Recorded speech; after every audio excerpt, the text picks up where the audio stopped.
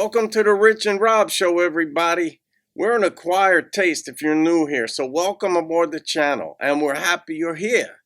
We've got an epic interview with Jordan Peterson and a really annoying interviewer. She's from your neck of the woods, Rich, right? Yes, I'm sad to say she's a Brit with a huge agenda, and Jordan wasn't having it. Was this on the BBC? No, it was on Channel 4, which is a public company that doesn't get money from the government. All right, that's good to know. Let's get into it now. Kind of turned out that way. And it's mostly, you admit, it's mostly men listening. I mean, it 90% of your audiences are male, Well, it's right? about 80% on YouTube, which is YouTube is a male domain primarily. So it's hard to tell how much of it is because YouTube is male and how much of it is because of what I'm saying. What I've been telling young men is that there's an actual reason why they need to grow up, which is that they have something to offer. You know, that people have within them this capacity to set the world straight, and that's necessary to manifest in the world. And that also doing so is where you find the meaning that sustains you in life. So what's gone wrong then? Oh God, all sorts of things have gone wrong. I don't think that young men hear words of encouragement. Some of them never in their entire lives, as far as I can tell. That's what they tell me. And the fact that the words that I've been speaking, the YouTube lectures that I've done and put online, for example, have had such a dramatic impact is an indication that young men are starving for this sort of message, because, like, why in the world would they have to derive it from a lecture on YouTube? You know, they're not being taught that it's important to develop yourself. But does it bother you that your audience is predominantly male? Isn't that a bit divisive? No, I don't think so. I mean, it's no more divisive than the fact that YouTube is primarily male and Tumblr is primarily female. Isn't it? Tumblr is primarily female. But you're just saying that's the way it is. Well, I'm not saying anything. It's just an observation that that's the way it is. There's plenty of women that are watching my lectures and coming to my talks and buying my books. It's just that the majority of them happen to be men. What's in it for the women, though? Oh, my Lord. Well, what sort of partner do you want? Do you want an overgrown child? Or do you want someone to contend with that's going to help you and that you can rely on? Women have some sort of duty to sort of help fix the crisis of masculinity? It depends on what they want. No, I mean, it's exactly how I laid it out. Like, women deeply want men who are competent and powerful.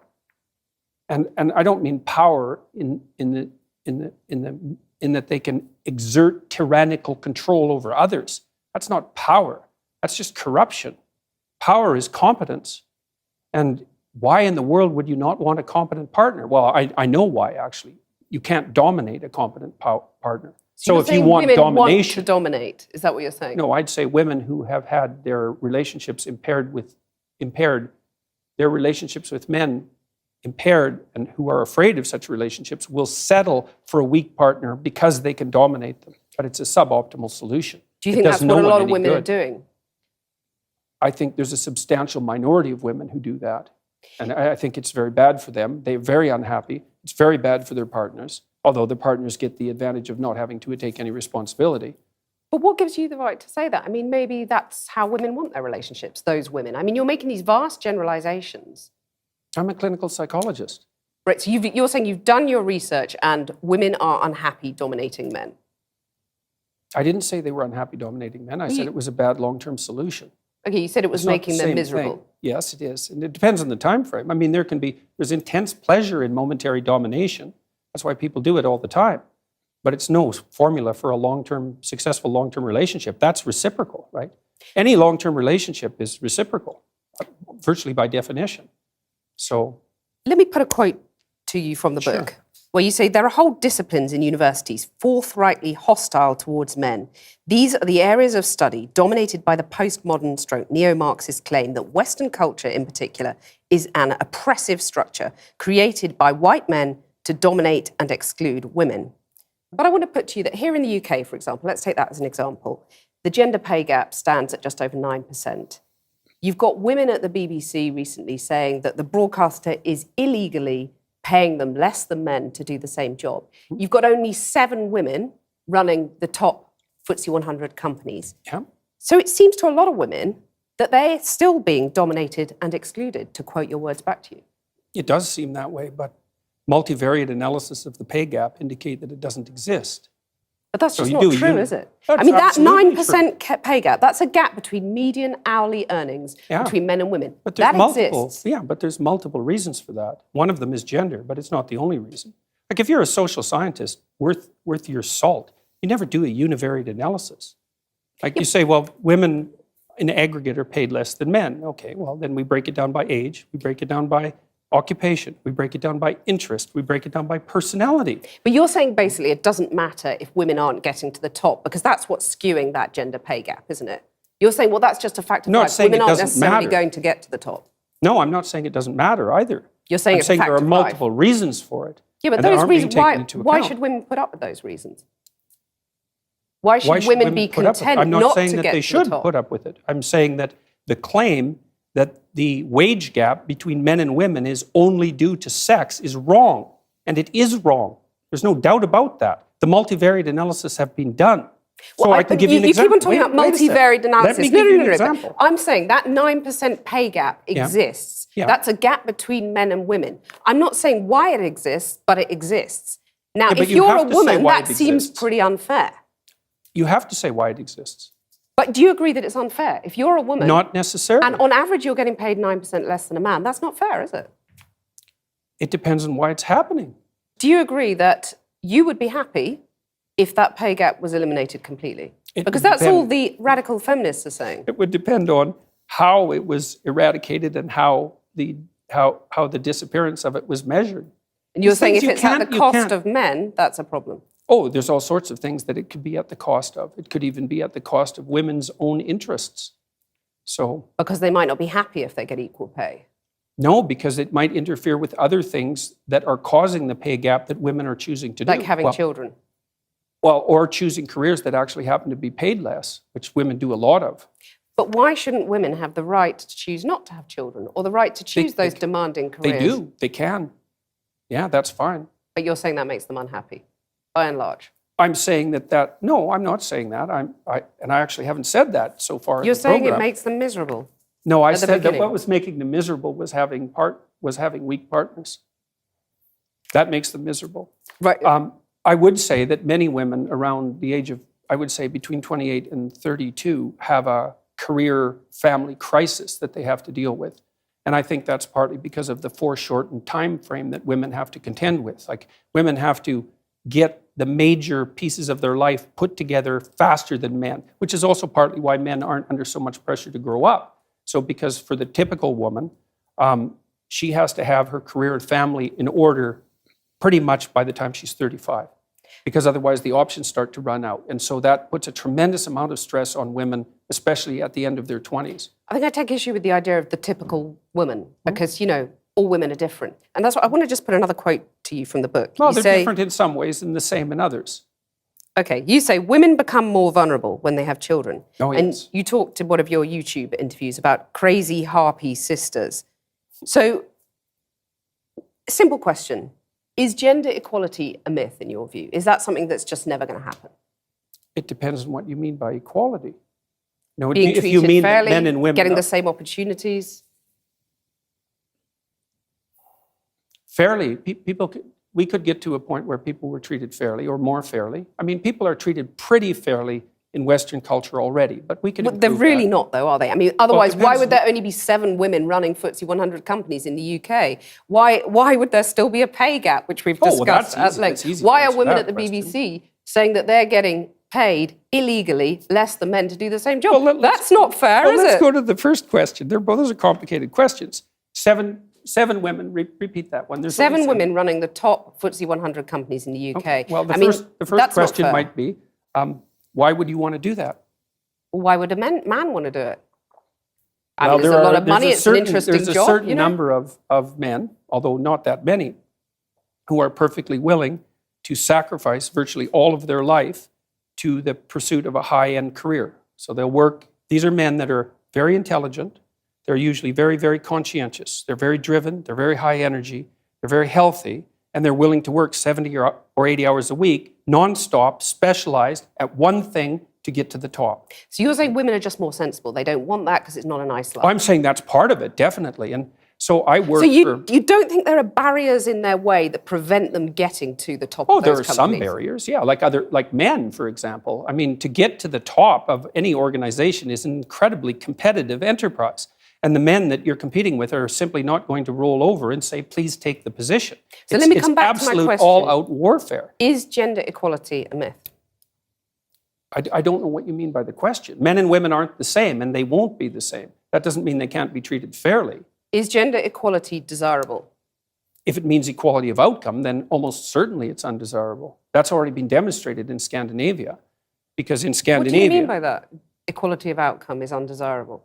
Well, men and women won't sort themselves into the same categories if you leave them alone to do it of their own accord. I've already seen that in Scandinavia. It's 20 to 1 female nurses to male, something like that. It might not be quite that extreme, and approximately the same male engineers to female engineers. And that's a consequence of the free choice of men and women in the societies that have gone farther than any other societies to make gender equality the purpose of the law. Those are ineradicable differences. You can eradicate them with tremendous social pressure and tyranny, but if you leave men and women to make their own choices, you will not get equal outcomes. Right, so you're saying that anyone who believes in equality, whether you call them feminists, call them whatever you want to call them, should basically give up because it ain't going to happen. Only if they're aiming at equality of outcome.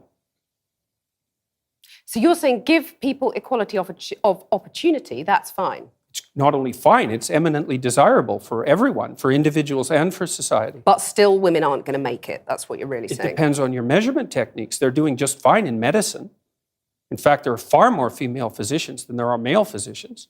There are lots of disciplines that are absolutely dominated by women. Many, many disciplines. And they're doing great. So... Let me put something else to you from the book. You say the introduction of the equal pay for equal work argument immediately complicates even salary comparison beyond practicality for one simple reason. Who decides what work is equal? It's not possible. So the simple question is, do you believe in equal pay? Well, I made the argument there. It's like it depends on so who you defines don't believe it. in equal pay? No, I'm not saying that at all. Because a lot of people listening to you will just say, I mean, are we going back to the dark That's because ages they're actually here? not listening. They're I'm just listening very projecting carefully, what and I'm they think. hearing you basically saying women need to just accept they're never going to make it on equal terms, equal outcomes is how you defined it. No, I didn't If say I was that. a young said woman that equal... watching that, I would go, well, I might as well just go and play with my Cindy dolls and give didn't up say trying that. at school because I'm not going to get the top job I want because said there's that someone sitting there saying it's not possible and it's not desirable, it's going to make you miserable. Desirable. That's what I said. It's a Yeah, bad it's not social desirable. goal. I didn't say that women shouldn't be striving for the top or anything like that, because I don't believe that for a second. Striving for the top, but you're going to put all those hurdles in their way, as has been in their way for centuries, and that's fine. You're saying that's fine. No, I really The think patriarchal system is think just that's fine. silly. I do. I think that's silly. I really do. I mean, look at your situation. You're hardly unsuccessful. Yeah, and I have How do battled you quite manage hard it? to get where I've got Exactly. to. Good So for that's you. okay. Battling is good. This is all It's about the inevitable. fight. But you talk about men fighting. I mean, let me just put another thing to you from the book. Why You're wouldn't saying you have to real... battle for a high-quality position? Well, I notice in your book you talk about real conversations between men containing, quote, an underlying threat of physicality. Oh, there's no doubt about that. What about real conversations between women? Is that something, or are we sort of too amenable and reasonable? No, it's just that the domain of physical conflict is sort of off limits for you. Well, you it's just said rather that I've unfortunate. fought to get where I've got. Yeah, but What does that make me? Well, a sort of proxy man or something? I don't imagine that you've... Yeah, to some degree. I suspect you're not very agreeable. So that's the thing. Successful women, I'm not very agreeable. Right. But I've noticed that successful- actually in this conversation. At least and we I'm can have sure a it joke about served your career well. Successful women, though, basically have to wear the trousers, in your view. They have to sort of become men to succeed, is what you're saying. Well, if they're going I've had to fight to succeed, if they're therefore going to I'm an compete honorary against man. men, certainly masculine traits are going to be helpful. If you're going to be successful, you need to be smart, conscientious, and tough. Well, here's a radical idea. Why don't the bosses adopt the male bosses, shall we say, adopt some female traits so that women don't have to fight and get their sharp elbows out for the pay rises? It's just accepted if they're doing the same job, they get the same pay. Well, I would say partly because it's not so easy to determine what constitutes the same job. But that's because, arguably, there are still men dominating our industries, our society, and therefore they've dictated the terms for so long that women have to battle to be like the men. No, it's not true. It's not true. So, for example... Where's the evidence? Well, I can give you an example very quickly. So I worked with women who worked in high-powered law firms in Canada for about 15 years, and they were as competent and put together as anybody you would ever meet. And we were trying to figure out how to further their careers. And there was a huge debate in Canadian society at that point that was basically ran along the same lines as your argument, is that if the law firms didn't use these masculine criteria, then perhaps women would do better. But the market sets the damn game. It's like... And the market is dominated by men. No, So it's what I'm not. It's asking you- not. The market is dominated by women. They make 80% of the consumer decisions. That's not the case What? at all. If you're talking 80%. about people who stay at home looking after children, by and large, they are still women. So they're going out doing the shopping. But that is changing. They make all Anyway, the what I want to consumer ask decisions. You, okay, so the what I want to market ask is you- driven by okay, women, not men. Right. Okay, and if you're a lawyer And they in still Canada... pay more for the same sort of goods. That's been proven, that men, you buy a blue bicycle helmet, it's going to cost less than a pink one. Anyway, we'll come on to that. It's partly because men are less agreeable. Right, so they won't put up with it. I want to ask you, is it not desirable to have some of those female traits you're talking about? I'd say that's a generalization, but you've used the words female traits. Is it not desirable to have some of them at the top of business? I mean, maybe there wouldn't have They been don't predict a success. banking crisis. They if don't that predict had happened. success in the workplace. The things that predict success in the workplace are intelligence and conscientiousness. Agreeableness negatively predicts success in the workplace. And so you're does saying high that- negative emotion. You're saying that women aren't intelligent enough to run these top companies? No, I didn't say that at all. You said that female traits don't predict success. But I didn't say that Intelligence and intelligence wasn't. I didn't conscientiousness say that do. intelligence and conscientiousness Well, you were saying that weren't intelligence female and traits. conscientiousness by implication are not female traits. No. I mean, I'm not that's very saying that. dangerous territory. I'm not saying that at all. Are women less There's- intelligent than men, by and No, large? no, they're not. No, the data on that's pretty clear. The average IQ for a woman and the average IQ for a man is identical. There is some debate about the flatness of the distribution, which is something that James Damore pointed out, for example, in his memo, but there's no difference at all in general cognitive ability. There's no difference to speak of in conscientiousness. Women are a bit more orderly than men, and men are a little bit more industrious than women, but the difference isn't big. But know that plenty of- averages into Plenty of men conscientiousness. who aren't necessarily as Well, of industrious. course. But we'll, these are- we'll, okay. we'll, But no, female but traits, you asked me though, a why question. are they not... Feminine traits, Why let's are they say. not desirable at the top of... Feminine traits, why are they not desirable at the top of business? It's hard to say. I'm just laying out the empirical evidence. Like we know the traits that predict success. But we also know, because companies by and large have not been dominated by women over the centuries, we have nothing to compare it to. It's an experiment. True, and it could be the case that if companies modified their behavior and became more feminine, that they would be successful. But You there's seem no doubtful about evidence that. for it. I'm not neither doubtful nor non-doubtful. There's no So evidence why for not it. give it a go, as the radical Because the evidence feminists would suggests, say? well, it's fine. If someone wants to start a company and make it more feminine and compassionate, let's say, and caring in its overall orientation towards its workers and towards the marketplace, then that's a perfectly reasonable experiment to run. My point is that there is no evidence that those traits predict success in the workplace. And there's Because it's this never evidence been is- tried. Well, that's not really the case. Women have been in the workplace for what? At least ever since I've been around, the representation of women in the workplace has been about 50%. So we've run the experiment for a fairly reasonable period of time, but not, certainly not for centuries. Let me move on to another debate that's been very controversial for you. And this is, you got in trouble for refusing to call trans men and women by their preferred personal pronouns. No, I want to that's ask- not actually true. I got in trouble because I said I would not follow the compelled speech dictates of the federal and provincial government. I actually never got in trouble for not calling anyone anything. Right. That didn't happen. You wouldn't follow the change of law, which was designed Not to once it was outlaw law. discrimination. No. Why Well, should that's your... what they said it was designed to do. Okay, you cited freedom of speech in that. Why should your right to freedom of speech trump a trans person's right not to be offended? Because in order to be able to think, you have to risk being offensive. I mean, look at the conversation we're having right now. Like you're certainly willing to risk offending me in the pursuit of truth. Why should you have the right to do that? It's been rather uncomfortable. Well, I'm very glad I put you on the spot. Oh my God, I want to smack this lady. She's unbelievable. Well, I'm you get very my glad that point. I have No, but you get exercised my my freedom of point. speech. You get my point. It's like you're doing what you should do, which is digging a bit to see what the hell's going on. So And do that is you- what you should do. But And you're you exercising think- your freedom of speech to certainly risk offending me. And that's fine. I think more power to you as far as I'm concerned. So you haven't sat there and... I'm just trying to work that out. I mean, Ha, gotcha. You have got me. You have got me. I'm trying to work about that through in time. my head. Yeah. It took a while. It did, yeah. Took a while. You have voluntarily come into the studio and agreed to be questioned. Mm-hmm. A trans person in your class has come to your class and said they want to be called And that's never she. happened. And I would call them she. So you would. So you've kind of changed your tune on that. No, I said that right from the beginning. What I said at the beginning was that I was not going to cede the linguistic territory to radical leftists, regardless of whether or not it was put in law.